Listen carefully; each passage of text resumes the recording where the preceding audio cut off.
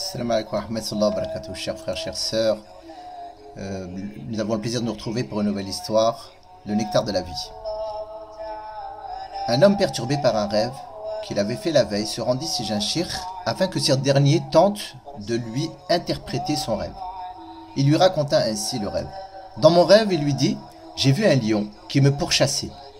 Il m'a couru après jusqu'à un arbre dans lequel j'ai pu grimper et ainsi lui échapper. Ensuite, je me suis assis sur une branche et en jetant un regard vers le sol, j'ai aperçu le lion qui m'avait suivi et attendait calmement que je descende. Soudain, derrière moi, j'ai aperçu deux rats rongeant la racine de la branche sur laquelle j'étais assis.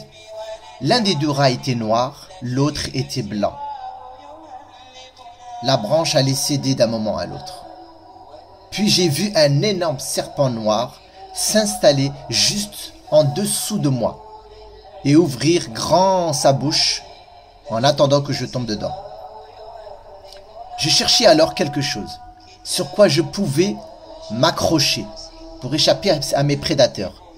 C'est alors que j'ai aperçu sur une branche au-dessus de moi une ruche dont les gouttes de miel tombaient les unes après les autres. J'ai attrapé une goutte qui m'a paru si délicieuse que j'en ai voulu une autre, puis une autre, puis une autre.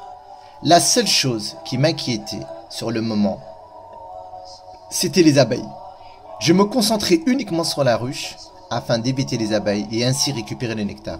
Je finis par me perdre dans la douceur du miel, oubliant les deux rats grignotant la branche, oubliant le lion couché sur le sol, oubliant le serpent ouvrant sa bouche juste en dessous de moi. Puis je me suis réveillé. Allahu Akbar. Le cheikh lui dit, le lion que tu as vu est la mort. Elle te poursuivra où que tu ailles, même si tu l'oublies.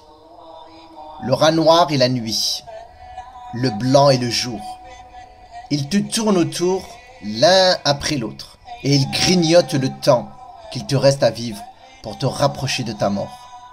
L'énorme serpent est la tombe qui nous attend tous. Elle est là. Elle attend juste que tu tombes dedans. La ruche est le monde.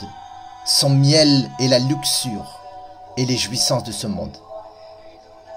Malheureusement, chers frères, chères sœurs, nous cherchons à jouir des biens de ce monde par excès, à obtenir ces luxures.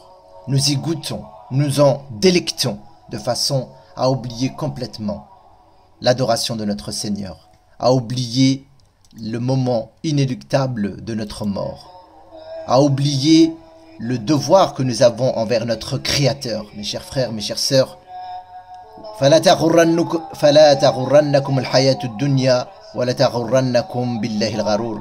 Dieu nous dit dans le Saint-Coran que ce bas monde ne vous trompe pas, ne vous laissez pas séduire par ses faux apparats, par sa luxure et sa beauté apparente. Car ce bas monde est à l'image de ce miel. Plus tu t'en délectes, plus tu te perdras dans l'oubli.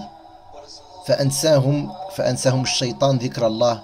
Alors que Satan leur a fait oublier le rappel de Dieu, leur a fait oublier les obligations qu'ils avaient envers leur Seigneur. Et malheureusement, nous nous perdons dans ce monde et nous oublions le temps qui passe. Ce temps qui est rongé, chaque jour qui passe est une partie de nous qui part, mes frères et sœurs. Nous devons prendre conscience que nous mourrons chaque jour. Chaque jour, une partie de nous s'en va. Que faisons-nous de ce temps? Que faisons-nous pour ouvrir dans la vie future? Dieu nous dit, il ne cesse de courir après les richesses. Jusqu'à ce que vous visitiez les tombes. Certes vous serez, oui certes vous serez. Mes chers frères, mes chères sœurs, le prophète Hassan disait, craignez le bas monde. Et dans une dua il nous disait, oh notre Seigneur, ne fait pas que ce bas monde soit la seule préoccupation. Tu dois œuvrer, mon cher frère et mon chère sœur, pour ta vie ultérieure, préparer ta demeure qui est la tombe. Parce que lorsque tu vas mourir, il sera impossible de retourner vers ton Seigneur. حتى إذا جاء أحدكم الموت قال رب ارجعون لعلي أعمل صالحا فيما ترك كلا إنها كلمة هو قائلها ومن ورائهم برزخ إلى يوم يبعثون. Lorsque la mort viendra les frapper, ils diront Seigneur, fais-nous retourner derrière. Mais non, car ils vivront dans le monde de l'isme, de l'barzakh, et ils ne pourront pas retourner. Et ils diront, et ils regretteront ce qu'ils ont délaissé comme bonnes œuvres. Mon cher frère, ma chère sœur, si ces paroles t'ont inspiré la guidance, alhamdulillah, si elles t'ont plu, barakallahu fik, de les partager avec les êtres que tu aimes, comme je l'ai fait avec toi. Assalamu alaikum wa rahmatullahi wa barakatuh.